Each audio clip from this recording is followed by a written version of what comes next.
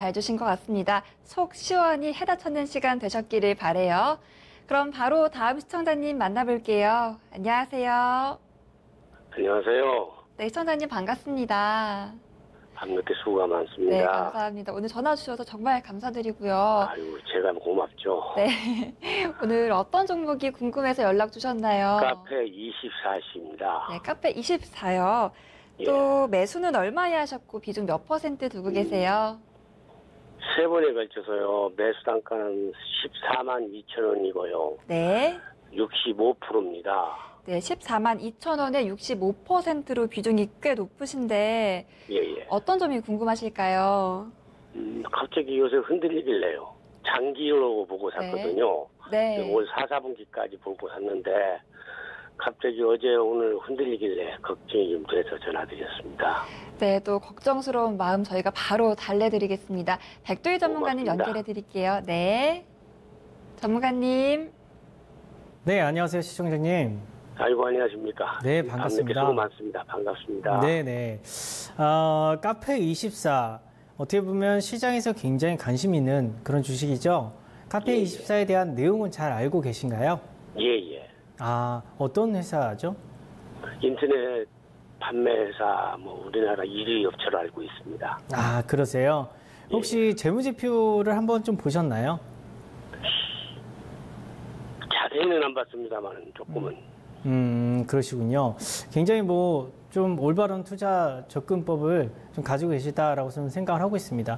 왜냐면 고맙습니다. 보통은 이제 주식을 투자하실 때 많은 분들이 그 주식이 어떤 주식인지도 잘 모르시고 투자하시는 분들이 많아요. 근데 그러면요, 좀 어떻게 보면 투자보단 투기에 가까운 그런 형태로 좀 변질될 가능성이 있고, 많은 분들이 투자를 하시다가 굉장히 좀 힘들어 하셔가지고 손절나고 이제 이 바닥을 떠나는 약간 좀 그렇게 안 좋은 그렇게 좀 악순환으로 돌아가기도 합니다. 그래서 이렇게 좀 이 종목에 대해서 아시고 그래도 잠깐이나마 재무제표를 보시고 이렇게 가시는 건 좋다라고 저는 생각을 하고 있습니다. 제가 생각을 할 때 카페24에 대해서 간단하게 좀 말씀을 좀 드리자면, 우리나라 증시에서 미인주죠. 왜냐하면 이 회사 같은 경우에는 이 회사가 가지고 있는 성장성, 이 회사가 창출하는 이익 대비해서 굉장히 비싸게 거래가 돼요. 지금 현재 제가 거래되는 금액을 보니까 시가총액 자체가 지금 1조 4천억입니다. 지금 제가 간단하게 아까 재무제표를 살펴봤는데, 재무제표 자체도 금년도 1분기에 영업이익 자체로 봤을 때 31억 정도 영업이익을 창출했더라고요. 네, 그러면 금년도로 봤을 때 한 120억, 러프하게 계산을 한 겁니다. 성장성까지 다 고려해서 200억 정도 번다라고 했을 때 1조 4천억짜리 회사예요. 그러면은 엄청나게 높게 프리미엄이 형성이 돼 있는 겁니다. 아까 말씀하셨던 대로 인터넷 쇼핑몰 쪽에 이제 여러 가지 전자상거래에 필요한 모든 서비스를 이제 다 제공하는 그런 업체로서 카페24 같은 경우에는 인터넷 쇼핑몰 여시는 분들은 당연히 이용하는 그런 어떻게 보면 플랫폼이다라고 생각하시면 돼요. 그러니까 요즘 플랫폼 얘기 많이 들으셨죠? 예. 플랫폼자가 들어가면 사람들이 일단 프리미엄을 줘요. 그리고 그 플랫폼 자체가 성장하는 모습을 좀만 보여줘도 사람들이 미인주라 생각해서 열광을 합니다. 그런 주다라고 생각하시면 돼요. 그렇다고 해서 나쁘다는 건 아닙니다. 제가 드리고자 하는 말은 이렇게 높게 고평가를 받았다라고 한다면 한 번에 이 기대감이 꺾였을 때 한 번에 기대감이 꺾이면서 추락할 수도 있다라는 거죠.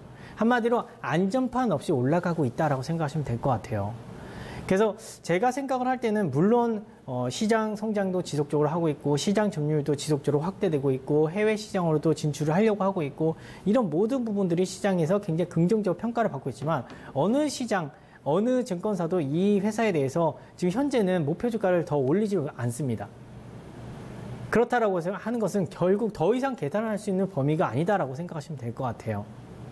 그러니까 제가 생각하는 증권회사에서는 20만 원에 21만 원을 책정하시던데. 그거는 이제 한두 개 증권사 정도에서 커버를 할 수 있겠지만 전체 증권사에서 커버를 해서 컨센서스가 도출이 된 건 아닙니다. 그러니까 몇 개 업체에서는 굉장히 고성장을 하고 있으니까 이 정도에 맞는 가격이 될 것이다라고 계산을 안 했어요. 거의 대부분 그냥 러프하게, 그러니까 대략적으로 목표 주가를 산정하는 것밖에 없습니다. 그렇다라고 했을 땐 이거예요. 두 가지로 접근하셔야 됩니다. 첫 번째, 내가 이 종목 계속 성장할 거라고 생각하고 중장기적으로 좋을 것 같다라고 한다면 계속 이렇게 고도 성장을 할 거다라고 생각한다면 지속적으로 홀딩하는 방법입니다. 하지만 저 같은 경우에는 두 번째 방법을 선호하는데 안전판에 있는 주식을 좀 좋아해요.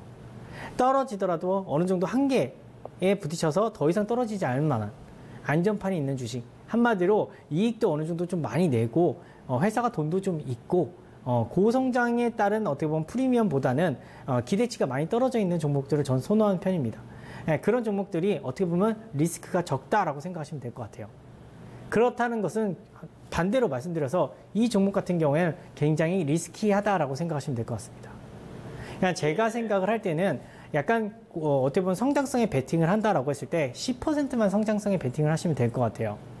지금 현재 65%나 지금 어떻게 보면 굉장히 높은 비중을 싣고 계신데 이 싣고 계신 거를 한 10% 정도까지, 그러니까 55%포인트 정도 줄이시는 방법이 어떠신가라고 생각됩니다.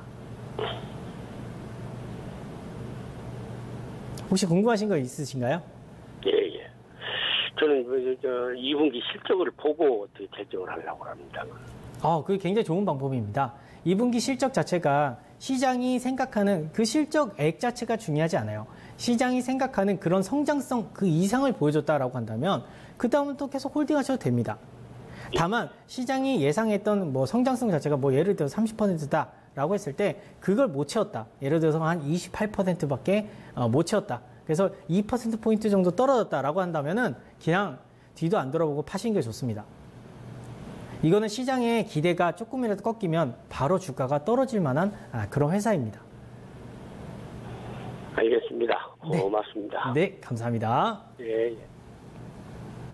오늘도 2시간이 정말 빨리 흘렀습니다. 오늘도 함께 해주신 여러분 정말 감사드리고요.